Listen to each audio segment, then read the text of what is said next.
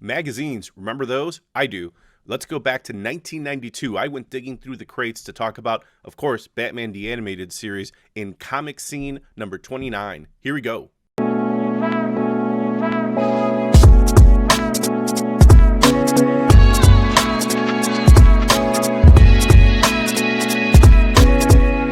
Hey, how's it going? Welcome to the video. My name is Bernie Gonzalez and I am a comic book writer and artist. I wanted to share these influences on my artwork, on my creative process with you, because they are things that, well, help explain how I tick, how I think creatively, how I put together a story. And this isn't a comic book. It's not a graphic novel. It's a little bit off-center, but nonetheless, it was a big influence for me, and I wanted to share it. And it's because, well, if you've seen my artwork, if you've seen my storytelling, if you've ever heard me on a podcast or just check out any of my social media feeds, you'll see that I am a huge fan of Batman the Animated Series. And one of my first interactions with the animated series before the cartoon was actually this magazine, Comics Scene number 29. And I wanted to go over it because it has some of the first previews of Batman the Animated Series that I certainly ever saw. And that helped me get excited for the upcoming show and then eventually what it would mean to me and my artistic influence, the big influence that it would become. So, Comic Scene number 29. So this was published by Starlog, and if you're not familiar with Starlog or some of the other publications like Cinemagic, they also, if you're a horror fan like me, also published Fangoria. And Comic Scene, this issue specifically was released in 1992. That would have been my sophomore year in high school. And when you think about 1992 in comics, you had Spawn, Cyberforce, Youngblood, Dark Stars from DC, which had some really early Travis Charest artwork. The Heckler also from DC, along with Sword of Azrael. You had Spider-Man 2099, Punisher Warzone. And lastly, so let's not forget, Defenders of Dynatron City, which was like a one-shot Saturday morning cartoon I saw once, loved it, never came out again. Well, Marvel wound up publishing some comics for Defenders of Dynatron City. But nonetheless, we're talking about this. And some of the contemporaries for Comic Scene would have been Wizard. Wizard was in its early days at the time. This would have been released October 1992. So Wizard was just on issue number 14. Comic Scene was on issue number 29, so had a little bit of a head start. So you're not seeing double here. I just wanted to illustrate. I found this comic a long time ago, or rather I saw this magazine a long time ago, and I cut out the pages that I wanted because, it was about Batman the Animated Series. But I ran into this recently at a convention, and I thought it might be kind of interesting to pick it up because it helps put things in context. So I'm going to flip through some of it and just provide a little context so you can see who, all the things that were happening at the time and kind of reveal what was going on when Batman first made its appearance on the scene.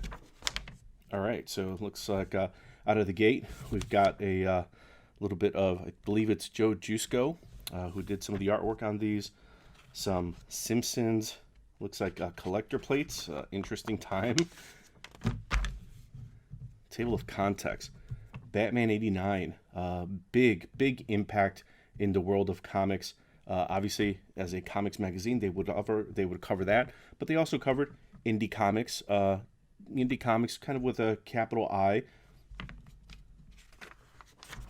Kind of go through, they had their letter pages here and go right into Batman 89. Again, big impact that it had, and in this case, they're interviewing Michael Keaton and some of, his reactions about the movie and its popularity as Returns has also now become very popular.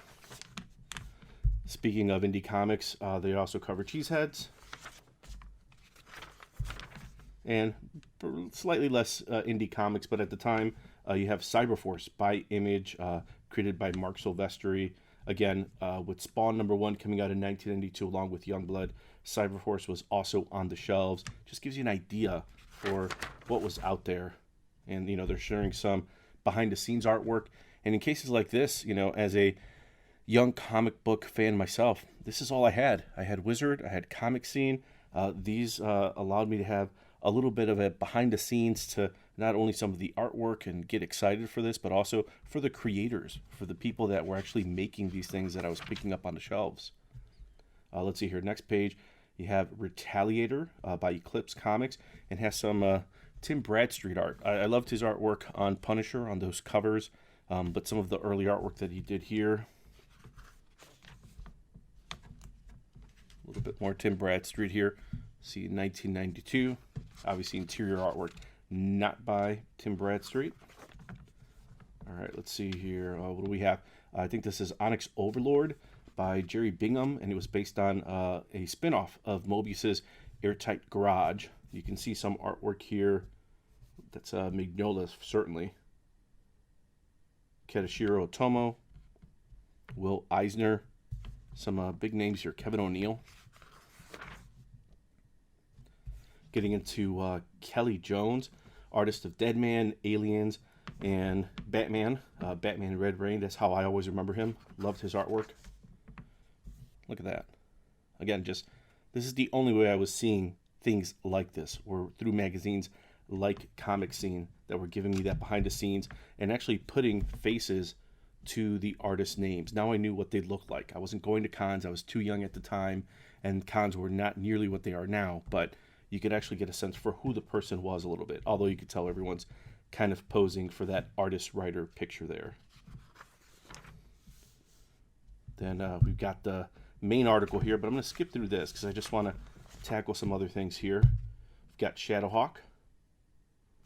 Also, I think, yep, on the cover, Shadowhawk, dark superhero. Again, Time of Image Comics. Arson, I remember that. But look at that. As a young comic book artist, this was amazing. I loved that kind of process work, being able to see a little bit of the behind the scenes on the artwork, how these artists like Valentino were putting this stuff together. I just ate the stuff up.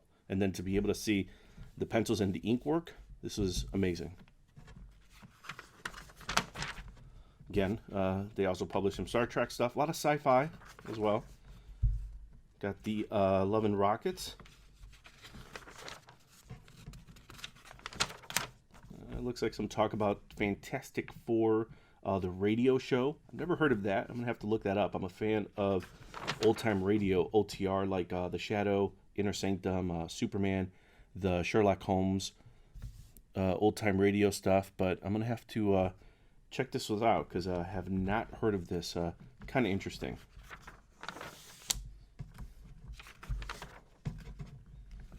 Yeah, let's see what else we got here. Told you, Batman was big at the time. Get those costumes for your upcoming Halloween party, or I guess any time of the year. Simpsons, also really big at the time. Got a memorial for William Gaines, the mind behind Man magazine, who also passed away in 1992. And kind of interesting here, kind of worth checking out here. So this is, well, this is subscription here, but this is interesting here. We've got a ton of projects, both animated and live action, that are in development, and this kind of will give you a sense for what was about to be made at the time, or what they were hoping to make. Everything from Battletoads to Beakman's World, Black Panther, and at the time it was supposed to start Wesley Snipes, The Crow before it became The Crow, The Mask, Eek the Cat. Talk about Fox Kids. Spider-Man with James, directed by James Cameron. And the Tales from the Crypt for HBO. Looks like a sequel to Teenage Mutant Ninja Turtles. Baby's Kids. So this kind of gives you a sense for the time. Battletech, I remember that. So, and of course, this kind of gives you, you know, look at these comics. Supreme, Ghost Rider, mentioned before. Spider-Man 2099. You have Valiant here with Hardcore. I think that was that Jim Lee cover. But you've got this is the world at the time. So I'm picking this up on the shelf, and this jumps out at me because everything about that image, just before even knowing what it was, I was already in love, and I had to find out more about this. So let's get into Batman the Animated Series. All right, the article titled Animated Nights by Pat Jankanowicz. Sorry if I just butchered that up there. And at a time before social media, before YouTube, it was hard to find information about this upcoming Batman the Animated Series. And prior to this, the only animated incarnations of Batman included 1968's Adventures of Batman, and that was riding the success of the 66 show featuring Adam West. But in that case, in the 68 animated show, they actually replaced Burt Ward's voice. So he was not the voice of Robin. It was Casey Kasem, if I'm right. Then in 1973, you have Super Friends with Superman, Wonder Woman, Robin, Aquaman, and a bunch of kids in it to help relate for the kids that are watching on TV. That eventually became Challenge of the Super Friends. 1977, you have the New Adventures of Batman. That introduced Batmite, and in that case, Burt Ward did come back to do the voice years after the live-action show had been canceled and only lasted one season, The New Adventures of Batman. But you have from 1977 now to 1992, and Batman the Animated Series, which reinvented Batman with a dark deco 40s pulp noir tone. First episode airing September 5th, 1992, part of the Saturday morning Fox Kids lineup. First episode that aired was the Cat in the Claw Part 1. I remember watching that, recording that on Saturday morning, but also the following day, Sunday, September 6th, 1992, they aired On Leather Wings in primetime on a Sunday night, 7 p.m. Central, right before Parker Lewis Can't Lose, and it was going against 60 Minutes on CBS and Life Goes On ABC. So that's how strongly they felt about Batman the Animated Series. They wanted to introduce adults and kids alike to the show because they felt that both audiences would have an appreciation for what they were able to do. So in this article, they really only talk to Alan Burnett. They don't talk to Bruce Timm or Eric Radomski, some of the other folks that were really influential putting together the animated series. So at least I'll mention a little bit about them. Bruce Timm, Eric Radomski, they put together this promo clip for the producer of the show, Gene McCurdy, that defined the show's tone, and it was certainly influenced by the Fleischer Superman cartoons. Gene McCurdy then brings in Alan Burnett, who's interviewed in this article, and he describes how he was brought into the series by Gene McCurdy, not by Bruce Timm or Eric Radomski. They mentioned a little bit about the dark deco style, how they were looking at previous Batman stories to adapt, how he had gone through the Batman Encyclopedia, the greatest Batman stories ever told, looking for stories that they could adapt into the animated series. And he goes into a summary of some of the episodes. They've got a nice runway because they get a 65 episode commitment. And I imagine it's a pretty easy bet to bet on Batman, especially after the success of the 89 Batman movie and then Returns. But the fact that they are able to adapt these stories, and then, he just goes into how proud he is about some of these, mentions The Man Who Killed Batman, It's Never Too Late, Perchance to Dream, just in overall, just talking about the more mature tone of the series, while at the same time acknowledging the things that they could not do on the show due to broadcast standards and practices. So couldn't show murder, there was a quota of blood, although I felt like on that Sunday primetime episode On Leather Wings, which might make sense why they saved it for prime time. They might have used their entire quota for blood because Batman definitely got some blood on him after fighting Man-Bat. Alan Burnett goes over some of the writers, some that come from animation and some that come from the world of comics, including Marty Pasco, who worked on Wonder Woman and Star Trek, Jerry Conway, who was at Spider-Man, Punisher, Firestorm. I believe he created Firestorm, also worked on JLA. Elliot Maggin, who worked on Green Lantern and Batman. Of course, Denny O'Neil worked on Batman, Green Lantern, Green Arrow. And Paul Dini, who talk about animation, worked on He-Man, Dungeons and Dragons, and Tiny Toons. Goes over some of the voice actors as well in this next section here. And we start seeing some of the early concept design, some of the early work there from Batman to Two-Face. And again, as a fan of Batman at the time, I was collecting Batman. Sword of Azrael was out at the time, so the entire Nightfall, Night's End, all of that drama was ramping up. And there was Batman, there was Detective. I believe Gotham Knights was not out yet. Arkham Asylum, Robin. There was so much Batman content out there, and I loved it, and I was picking most of it up. So to see something like this that looked different from everything that I was looking at, but at the same time brought in all the stuff that I knew. I knew Alfred, I knew Commissioner Gordon, I knew Two-Face, and the designs for this just look so great. This is the first time I'm seeing this.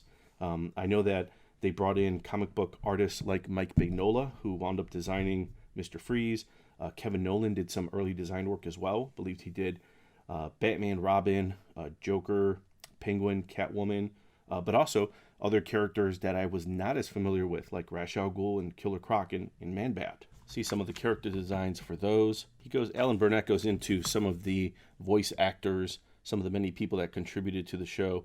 And I imagine, for an article, it's easier, it's sexier to talk about some of the voice actors and start dropping names like Mark Hamill, Bob Hastings, other people that are working on the show, compared to talking about comic book writers and artists, because you hope that people get excited by hearing some of these names, and because of that will be gravitated to watch the show. He also goes over world building and how they're introducing Harley Quinn, Summer Gleason, Officer Montoya, the ninja Kyodai Ken, and really going into Bruce Wayne's background and his training, Barbara Gordon and Batgirl, and how they're going to introduce her.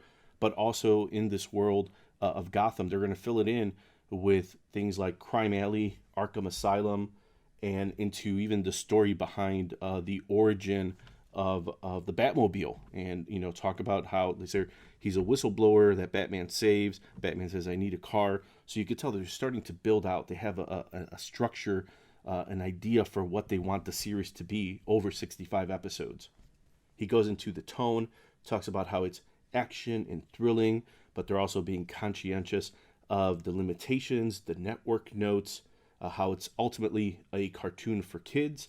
And Alan Burnett also mentions that in these 65 episodes, there's talk of potentially doing a direct to VHS, direct to cassette length version, which ultimately is Batman Mask of the Phantasm.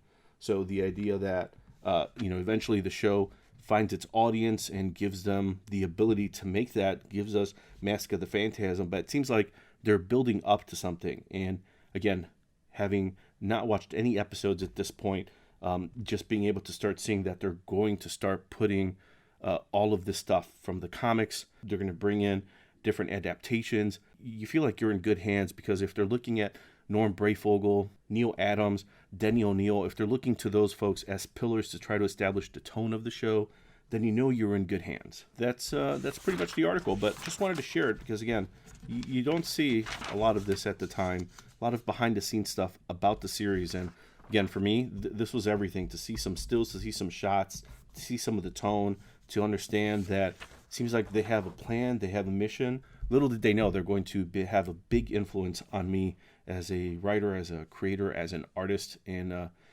I can only look back at this with nostalgia, but also realize that this magazine right here is actually pretty influential. Eventually, obviously, the cartoon and the other books, the Batman Adventures, Batman and Robin Adventures, all the comics they made, that's all great. But to be able to kind of go back to this, to have a copy of this and be able to look back at it, remember as a sophomore in high school picking this up and saying, okay, I think I'm going to check this out. Kind of neat to have. So hopefully you enjoyed this walk down memory lane with me. And thanks for watching.